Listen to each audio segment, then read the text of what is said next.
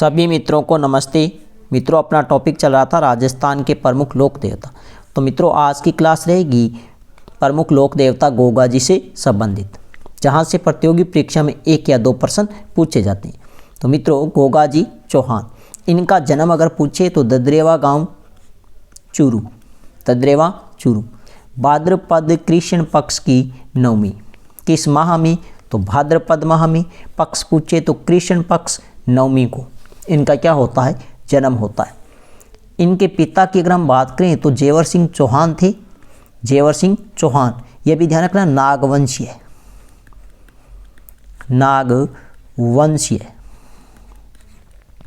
जेवर सिंह चौहान नागवंशीय।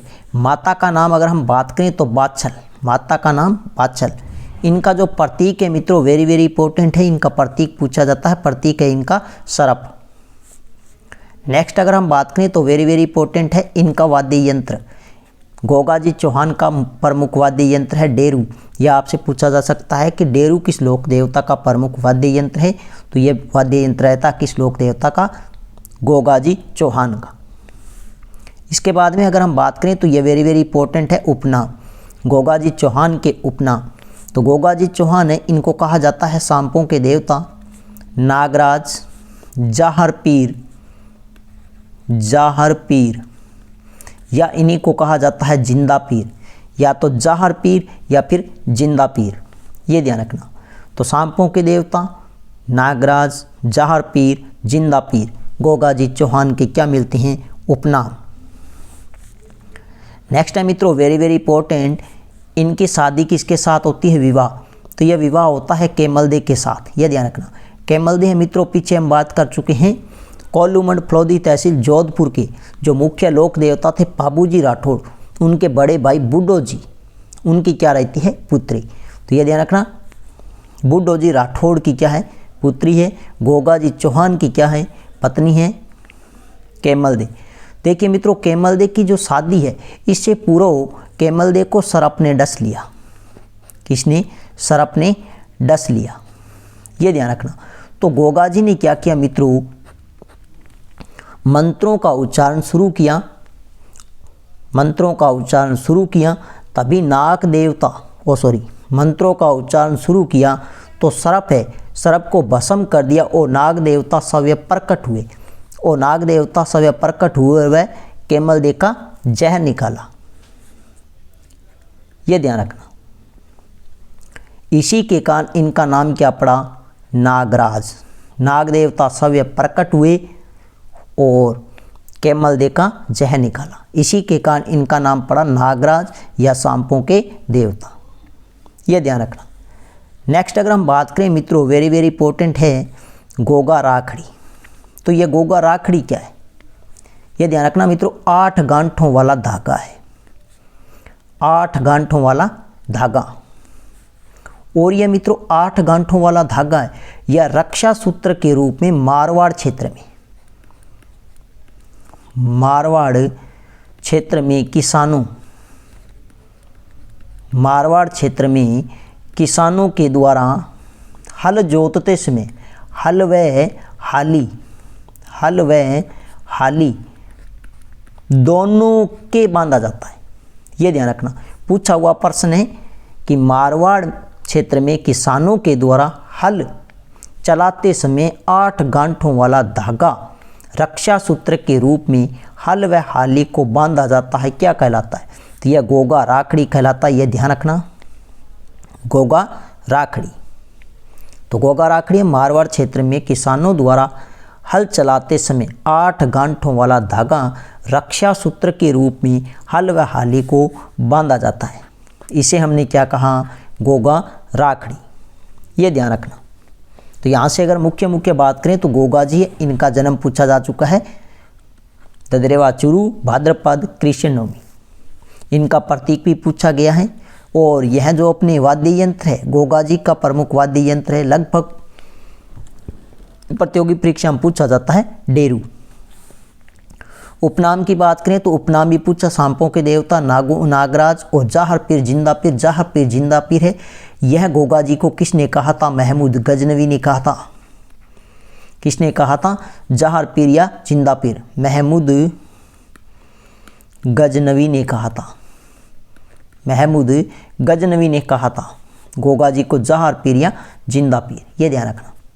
इनकी शादी है केमल देख के साथ, लेकिन केमल देख की शादी से कुछ समय पूर्व सर्प ने डसा तो गोगा जी ने मंत्रों का उच्चारण किया और नाग जो सर्प है, सर्प आकर बता रहे हैं जलती हुई कड़ाई में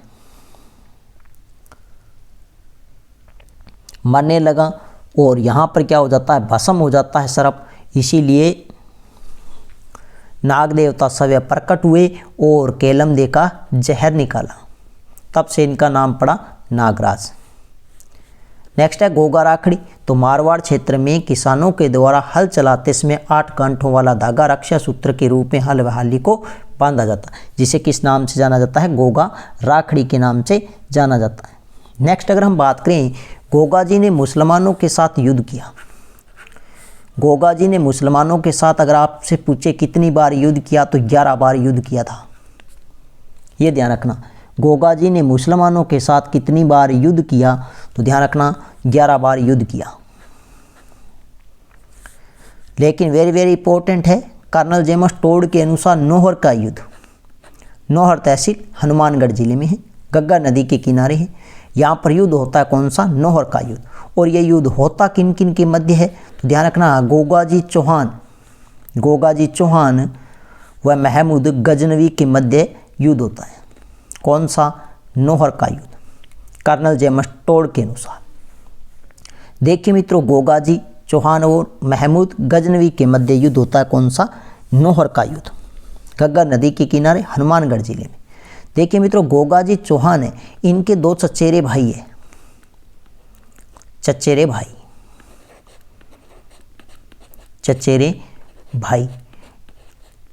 भाई अर्जन व सुरजन। तो गोगाजी के चचेरे भाई अर्जन व सुरजन व गोगाजी के मध्य भूमि विवाद को लेकर अर्जन व सुरजन महमूद गजनवी की शरण में चले गए। किसकी शरण में? महमूद गजनवी की शरण में चले जाते हैं और गोगाजी के विरुद्ध महमूद गजनवी को भड़काया। किसने? अर्जन व सुरजन, जो गोगाजी के चचेरे भाई थे। तो महमूद गजनवी ने क्या किया मित्रों? महमूद गजनवी ने क्या किया? गोगाजी की जो गाय हैं, गोगाजी की गायों को घेर लिया, ये ध्यान रखना। तो महमूद गजनवी ने गोगाजी की गायों को घेरा। अब गायों को घेरेंगे तो लोक देवता के रूप में प्रसिद्ध है गोगाजी चौहान।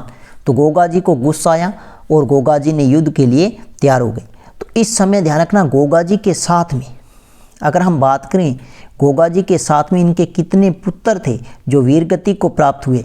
तो ये ध्यान रखना 47 पुत्र थे। और कितने भतीजे थे? तो ये ध्यान रखना 60 भतीजे थे। कितने भतीजे? 60 भतीजे जो वीर गति को प्राप्त हुए, ये ध्यान रखना। तो गोगाजी और महमूद गजनवी के मध्य युद्ध होता है नौहर तहसील हनुमानगढ़ जिले में, गग्गा नदी के किनारे। इस समय गोगाजी के 47 पुत्रों व 60 भतीजों के सहित वीर गति को प्राप्त होते हैं गोगाजी, ये ध्यान रखना। और युद्ध का कारण था अर्जन व सुरजन के द्वारा महमूद गजनवी को गोगाजी के विरुद्ध भड़काना। और गोगाजी ने क्या किया? अपने 47 पुत्रों व 60 भतीजों सहित महमूद गजनवी के साथ युद्ध करते हुए वीर गति को प्राप्त हुए। अगर बात करें इस युद्ध का जो वर्णन है, इस युद्ध का मित्रों वर्णन है, वो किस पुस्तक में मिलता है?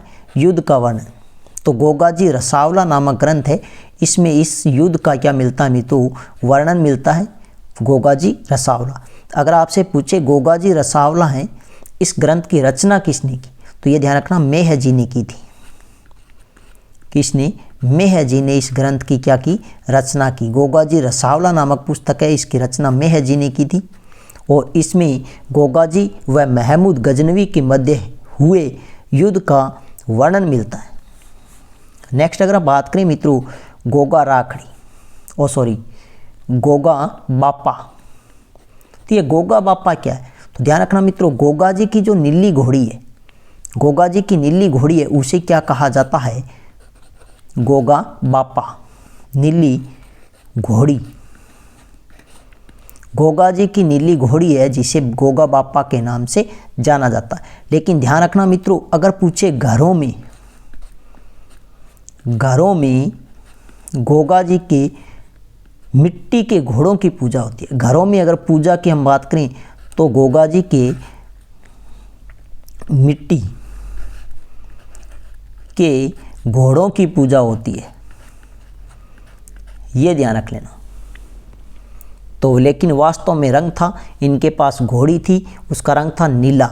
नीली घोड़ी है जिसे गोगा बापा के नाम से जाना जाता है। लेकिन इनके जो पुजारी है, भगत है, वो घरों में इनकी जो पूजा करते हैं वो मिट्टी के घोड़ों की पूजा करते हैं, ये ध्यान रख लेना, मिट्टी के घोड़ों की पूजा।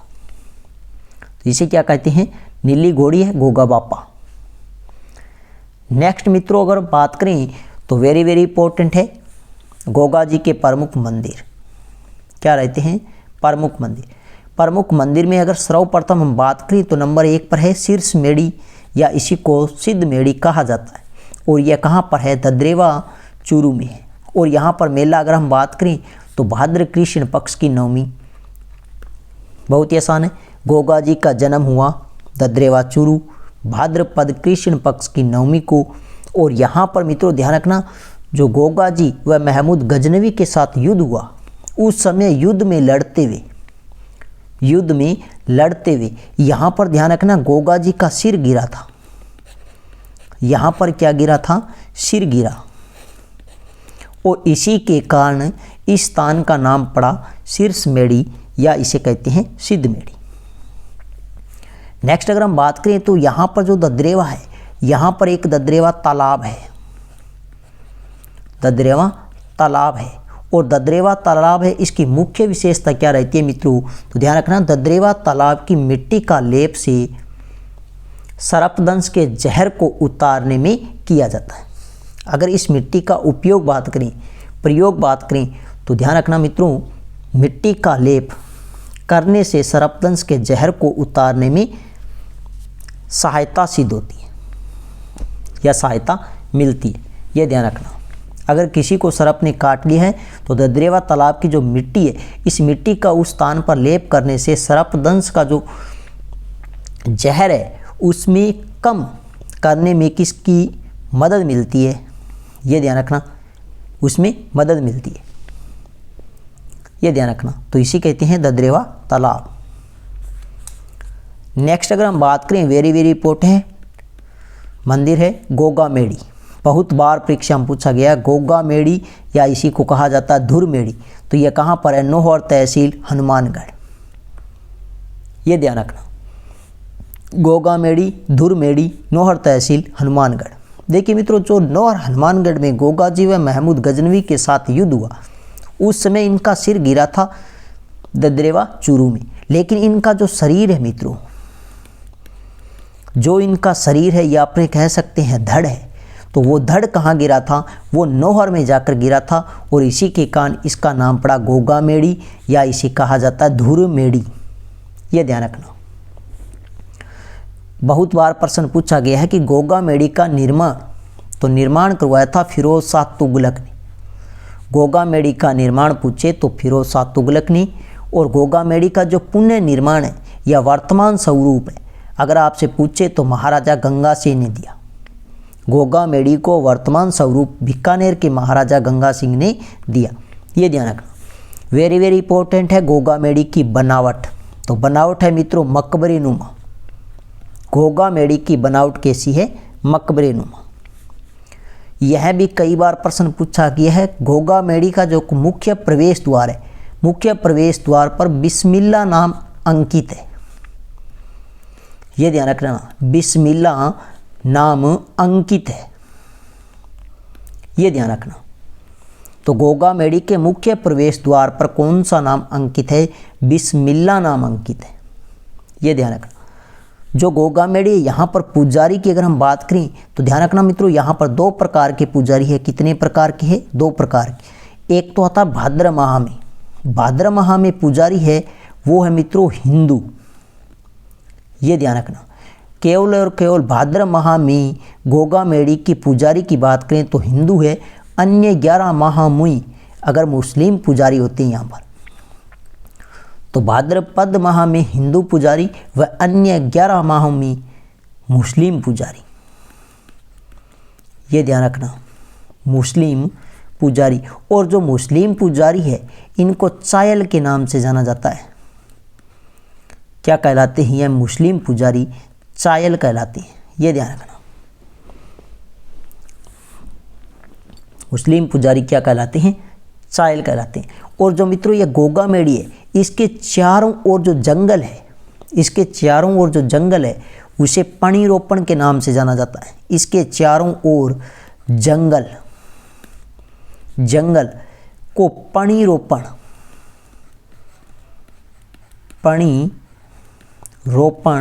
या इसे जोड़ के नाम से जाना जाता है। ये ध्यान रखना, गोगा मेड़ी के चारों ओर जंगल को पणिरोपण या जोड़ के नाम से जाना जाता है। ये ध्यान रखना। नेक्स्ट अगर हम बात करें तो यह गोगा मेड़ी है, इसे यहाँ पर एक तालाब है जिसका नाम है गोरख तालाब। यहाँ पर जो एक तालाब है गोरख तालाब, ये भी ध्यान रख लेना। वहाँ पर ददरेवा तालाब है, यहाँ पर गोरख तालाब है। ये ध्यान रखना, गोरख तालाब। और गुरु गोरखनाथ का यह माना जाता तपस्या स्थल। ये ध्यान रख लेना, यहाँ पर गुरु गोरखनाथ ने तपस्या की और यहाँ पर इसी के कारण इनके नाम का एक क्या है? तालाब है, गोरख तालाब। नेक्स्ट अगर हम बात करें तो वेरी वेरी इंपॉर्टेंट है गोगा जी की ओलड़ी। तो सबसे पहले ध्यान होना चाहिए जो ओलड़ी है यह किसके लिए शब्द प्रयोग हुआ है? तो गोगा जी की ओलड़ी है मित्रों मारवाड़ क्षेत्र में या अपने संपूर्ण राजस्थान में अगर हम बात करें तो ओलड़ी कहा जाता था कच्चे घरों को। यह ध्यान रखना, कच्चे घरों को ओलड़ी कहा जाता था। और ओलड़ी कहा जाता था, इसी के साथ में इनको झोंपड़ी भी कहा जाता था, इनको खुंडी भी कहा जाता था, इनको पोटी भी कहा जाता था। तो ओलड़ी कच्चे घरों को, यह ध्यान रखना। और गोगा जी की ओलड़ी है यह सांचौर जालोर में है। यह ध्यान रखना, गोगा जी की ओलड़ी है ये कहाँ पर है? सांचौर जालोर में। और यहाँ पर जो गोगा जी की ओलड़ी है इसका निर्माण अगर आपसे पूछे तो राजाराम कुम्हार ने करवाया था। राजाराम कुम्हार ने। और राजाराम कुम्हार मित्रों ये केरिया गांव के थे, केरिया गांव जालोर के थे। ये ध्यान रखना। तो गोगा जी की ओलड़ी है, ओलड़ी किसे कहा जाता है? कच्चे घरों को कहा जाता है। और साथ में ध्यान रखना कच्चे घरों को ओलड़ी, पोटी, झोंपड़ी और खुंडी के नाम से भी जाना जाता है। और गोगा जी की ओलड़ी है सांचौर जालोर जिसका निर्माण करवाया था राजाराम कुम्हार ने। और राजाराम कुम्हार केरिया गांव के निवासी थे। अगर आपसे पूछे सांचौर इसे राजस्थान का क्या कहा जाता है? पंजाब कहा जाता है। इसे राजस्थान का क्या कहा जाता है? पंजाब कहा जाता है। ये ध्यान रखना, राजस्थान का पंजाब किस क्षेत्र को कहा जाता है, किस स्थान को कहा जाता है? तो सांचौर को कहा जाता है। और सांचौर जालोर में।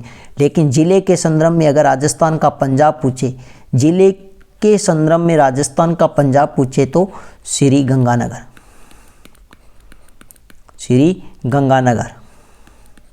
ये ध्यान रख लेना। जिले की दृष्टि से अगर आपने पूछे तो ये ध्यान रखना कौन सा है? श्री गंगानगर। और स्थान की दृष्टि से बात करें तो वो आता है सांचौर जालोर। तो मित्रों आज की क्लास अपने यहीं पर करते हैं समाप्त। गोगा जी चौहान की आपने वेरी वेरी इंपॉर्टेंट लोक देवता हैं, इनके बारे में अपने पढ़ा। नेक्स्ट मिलते हैं एक नए देवता के साथ में। अगर आपको वीडियो अच्छी लगी तो अधिक से अधिक लाइक करें, वीडियो को अपने दोस्तों के साथ शेयर करें और YouTube चैनल को सब्सक्राइब करें। नेक्स्ट मिलते हैं नए लोक देवता के साथ में, तब तक के लिए धन्यवाद।